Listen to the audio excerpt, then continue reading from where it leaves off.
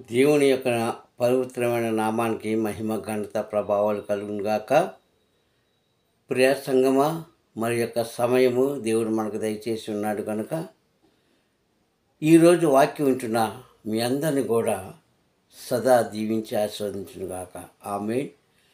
కావున ఈ యొక్క దివ్యమైన వాక్యము ప్రతి ఒక్కరూ విని వాటి ప్రకారంగా జీవించుటకు అలవాటు చేసుకోమని ఈ యొక్క వాక్యాన్ని దేవుడు మనకి ఇచ్చి ఉన్నాడు.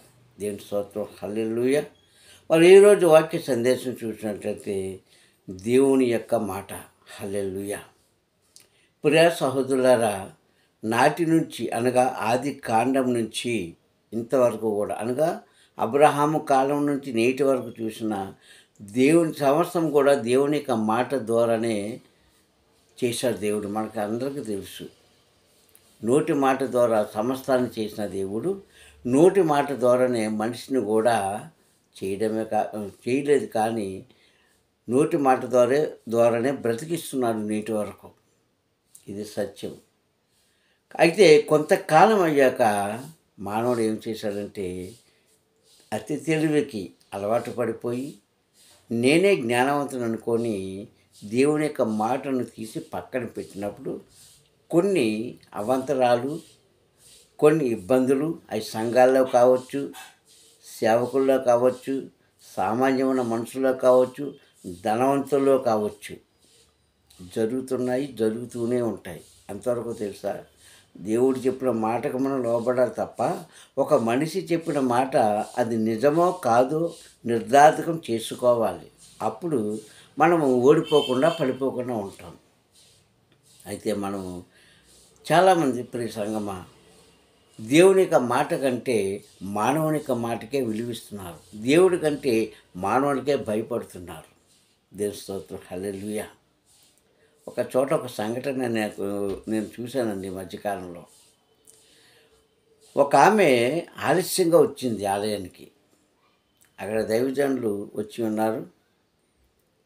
ఇంకా వాక్యం మొదలవ్వలేదు, కానీ వాక్యం మొదలవడానికి కొన్ని ఉపమానాలు అని చెబుతూ ఉంటే ఒక స్త్రీ వచ్చి మెట్ల మీద కూర్చుంది. అప్పుడు నేను ఆమెను చూసి అన్నానమ్మా, ఇక్కడేది కూర్చున్నా లోపలికి వెళ్ళిపోంటే ఆవిడ ఏమన్నా తెలుసా? ఆలస్యంగా వచ్చాను కదండి, మా పాస్టర్ గారు కోపగించుకుంటారు. దేవుని స్తోత్రం, హల్లెలూయా. అప్పుడు నేను నవ్వుకున్నానండి. అంటే మనం ఎవరి మాటకు భయపడుతున్నాము? ఒక మనిషి మాటకు భయపడుతున్నాము. కానీ అయ్యో, నేను ఆలస్యంగా వచ్చినందుకు నా దేవుడు నన్ను శిక్షిస్తాడేమో అని ఆలోచించాలా? ఓ క్రైస్తవురాలా, క్రైస్తవుడా, విశ్వాసులారా, ఇది చాలా సంఘాలలో చాలా చోట్ల జరుగుతున్న ప్రక్రియ ఇదే. అయితే నేనంటాను, మనిషిని గౌరవించండి, తప్పులేదు. కానీ మనం భయపడవలసింది సర్వాధికారి తండ్రికి. ఇది జ్ఞాపకం చేసుకొని వాక్యం ఇచ్చిన వారు మనిషిని గౌరవించండి, మనిషికి విలువ ఇవ్వండి, తప్పేమీ లేదు. కానీ మనము భయము భక్తి దేవుడి మీద నేర్పాలి. అందుకే ఇక్కడ ఒక మాట అంటాడు కదా, వాక్యం చూసుకున్నట్లయితే ఆసావు గారు రాసినటువంటి సంకీర్తన 78వ అధ్యాయంలో మొదటి మాట ఆయన ఏమంటాడంటే, అక్కడ అంటాడు, యెహోవా మాట్లాడుతున్నాడు. అక్కడ ఏమని అంటున్నాడు? నా జనులారా, నా మాటకు చెవి యొగ్గండి. దేవుని స్తోత్రం. మొట్టమొదటి లైన్లో ఏమన్నానండి? నా జనులారా అంటే పేరు పెట్టి పిలిచిన క్రైస్తవుల కోసమే మాట్లాడలేదు ఆయన. సర్వసాధారణంగా క్రైస్తవులకు అలవాటు ఏంటంటే ఈ బైబిల్లో ఉన్న ప్రతి అక్షరం కూడా, ప్రతి మాట కూడా క్రైస్తవుల కోసమే దేవుడు మాట్లాడాడు అని మనం నిర్ణయించుకుంటాం. కానీ దేవుడు నిర్ణయించలేదు. ఎందుకంటే ఆయనకి అందరూ కావాలి. మనకి కొంతమందే కావాలి, ఆయనకి అందరూ కావాలి. అందుకే కదా అపొస్తలుల కార్యాలు 10వ అధ్యాయము 36వ వచనం అంటాడు, యేసుక్రీస్తు అంట అందరికీ ప్రభు అన్న మాటకు అర్థం ఏంటో తెలుసా? చాలామంది తెలియని కొన్ని రహస్యాలు వాళ్ళు హేళన చేయడానికి, వేళాకోళం చేయడానికి చెప్పట్లేదు. కొన్ని రహస్యాలు, కొన్ని వాక్య ఒక మర్మాలు గ్రహించుకోమని నేను మనవి చేస్తున్నాను అంతే. ఎవరిని కించపరచడం కాదు. ప్రభు అన్న మాటకి అధికారి అని అర్థం. దేవుని స్తోత్రం, హల్లెలూయా. అధికారి. ఇప్పుడు మనకు అధికారులు ఎలాగున్నారో మన దేశాలు పరిపాలించడానికి, అలాగ ఒక అధికారి ప్రపంచాన్ని పరిపాలించే అధికారి అయినా.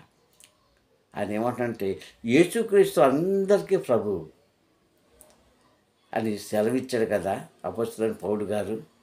కానీ నేనంటాను అందరికీ కాదు, కొందరికే, ఎవరికి ఆయన మాట విన్నవారికి. అంతే ఇక్కడ అంటున్నాడు, నా జనులారా నా మాటకు చెవి యొగ్గండి అంటూ, మీరు ఊహించలేనివి, మీకు తెలియలేనివి గూఢమైన సంగతులు మీకు చెబుతున్నాను అంటాడు అక్కడ. దేవుని స్తోత్రం, హల్లెలూయా. ప్రియ సంగమా, ఒక మనిషి చెడిపోవడానికి కారణం ఏంటో తెలుసా? నీ తల్లిదండ్రులు చెప్పిన మాట నువ్వు వినలేదు మొట్టమొదటిసారిగా. వివాహం అయిన తర్వాత నీ భర్త మాట నువ్వు వినట్లేదు, లేక నీ భార్య మాట నువ్వు వినట్లేదు, లేకుంటే నీ పిల్లలు నీ మాట వినట్లేదు. అందుకే మానవ జీవితం ఈరోజు ప్రశ్నార్థకంగా మిగిలిపోయింది. కానీ దేవుడు అంటున్నాడు, నా జనులారా, అంటే ఆయన ప్రేమించే మనుషుల కోసం చెప్పిన మాట.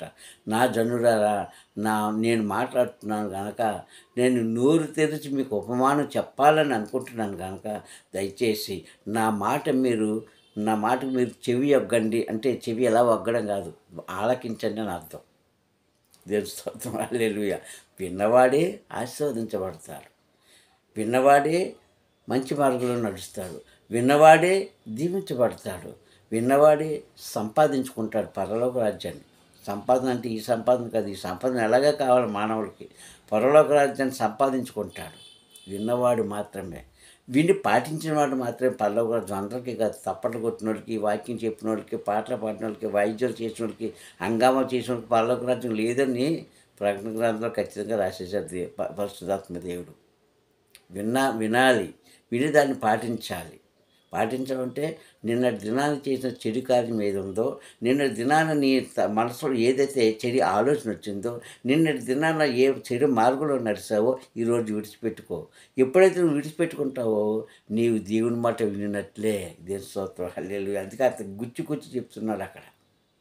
ప్రియ సహోదరులారా, ఒకానొక దినంలో మన పూర్వీకులని ఇశ్రాయేలు ప్రజలు దేవుని మాట విన్నారు, వారు బహుగా ఆశీర్వదించబడ్డారు. కొంతకాలం అయిన తర్వాత వాళ్ళు ఏం చేశారు?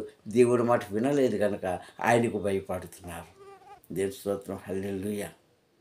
నిర్గమాకాండం 20 అధ్యాయంలో 18 నుంచి 20 వచనాలు మనం చూసినప్పుడు అక్కడ మనకు కనిపించే మాటలు ఇవే. నిర్గమాకాండం 20 అధ్యాయము 18 నుంచి 20 వచనాలు చూసుకుంటే అక్కడ ఆ ఉరుములు మెరుపులు చూసి ఇశ్రాయేలు ప్రజలు భయపడ్డారు. ఎవరివి అంటే దేవుడు వస్తున్నప్పుడు ఏమవుతుంది? సైలెంట్గా రాడు, ఉరుములు మెరుపులతో వస్తాడు. ఆ శబ్దానికి ఇశ్రాయేలు ప్రజలందరూ కూడా భయపడినప్పుడు అప్పుడు మోషే అంటాడు, ఇదిగో మిమ్మల్ని పెంచి పోషించిన, మిమ్మల్ని విడుదల చేసిన, మీకు రక్షకుడిగా ఉండిన, మిమ్మల్ని రక్షించిన, మీకు ఆహారం పెట్టిన, మీకు పానీయం ఇచ్చిన, మీకు తోడుగా ఉన్న, పగలు మేఘస్తంభంగాను రాత్రి అగ్నిస్తంభంగాను ఉన్న దేవుడు ఇదిగో మీతో మాట్లాడడానికి మిమ్మల్ని పిలుస్తున్నాడు సీనాయి పర్వతం దగ్గర. కంటే వాళ్ళు ఏమన్నారు తెలుసా ప్రియ సంగమా? ఏమన్నారు తెలుసా? 19 అంటారు కదా, మోషే ఇదిగో ఇప్పుడంటే ఈ మాట అన్నావు కానీ ఇంకెప్పుడు అనొద్దు అని అంటారు. మాతో మాట్లాడాలని అనుకుంటే నీకు చెప్పమను, అప్పుడు ఆ మాట ఏదో నువ్వు వచ్చి మాకు చెప్పు. ఎందుకంటే మేము అక్కడికి వెళ్ళామంటే మేము ఖచ్చితంగా చనిపోతాం. ఒక నిర్ణయానికి వచ్చేసారు. ఎందుకు? పాపం నీలో ఉన్నప్పుడు, అహంకారం నీలో ఉన్నప్పుడు, నిర్లక్ష్యత నీలో ఉన్నప్పుడు ఖచ్చితంగా దేవుడికి లొంగవలసిందే. దేవుని స్తోత్రం, హల్లెలూయా. ఈరోజు పాపం చేసిన వాళ్ళు తప్పించుకుంటున్నారు, అహంకారంగా ఉన్నవాళ్ళు తప్పించుకుంటున్నారు, నిర్లక్ష్యంగా ఉన్నవాళ్ళు తప్పించుకుంటున్నారు, అప్పటికి జీవించిన జీవితమే గొప్పదనుకుంటున్నారు. కానీ వీళ్ళు తెలుసుకున్న సత్యం ఏంటంటే మేము పాపం చేసాం కనుక ఇప్పుడు దేవుడి మాట విని మేము ఆ పర్వతం దగ్గరికి వెళ్తే మేము చనిపోతాం మోషే, కనుక అదేదో నీకు చెప్పమని మేము పాటిస్తామంటే అప్పుడు మోషే అంటాడు కదా 20 వచనంలో అంటున్నాడు మీరు భయపడద్దు. ఏమన్నాడు మొదటి మాట? మీరు భయపడకండి, మిమ్మల్ని చంపడానికి దేవుడు పిలవట్లే. మీరు చేసిన పాపము క్షమించుటకును మిమ్మల్ని పరీక్షిస్తున్నాడు. ఆయన భయం మీలో ఉండాలని ఆశిస్తున్నాడు, ఆయన మాట మీరు వినాలని ఆశిస్తున్నాడు, అందుకే పిలుస్తున్నాడు అన్నాడు. దేవుని స్తోత్రం, హల్లెలూయా. ఏదేమైనా ప్రియ సంగమా, ఒక మనిషి పైకి డంబంగాను పైకి గొప్పగానే ఉండొచ్చు కానీ వాడికి ఒక అంతరాత్మ అనేది ఉంటుంది. ఆ అంతరాత్మ మాట్లాడుతూ ఉంటుందంట. దేవుని స్తోత్రం, హల్లెలూయా. ఏంటి? అంతరాత్మ మాట్లాడుతూ ఉంటుంది. ఆ అంతరాత్మ నిన్ను హెచ్చరిస్తూ ఉంటుంది. ఇదిగో నువ్వు తప్పు చేసావు, తప్పు చేసావు, తప్పు చేసావని. ఇది గ్రహించుకోలేని చాలామంది నేనే గొప్ప అనుకుంటారు. కానీ అక్కడ అంటున్నారు, మోషే మేము పాపం చేసాం కనుక మేము రాము, మేము వచ్చామా ఖచ్చితంగా మేము మరణిస్తాము అన్నప్పుడు అంటున్నాడు, భయపడొద్దు, మిమ్మల్ని చంపడానికి దేవుడు పిలవట్లేదు, మిమ్మల్ని శపించడానికి పిలవట్లేదు. కానీ ఆయన భయం మీలో కలుగునట్లుగాను, అలాగే మీరు పాపం చేయకుండా ఉండునట్లుగాను మీకు హితబోధ చేయడానికే పిలుస్తున్నాడు అన్నారు.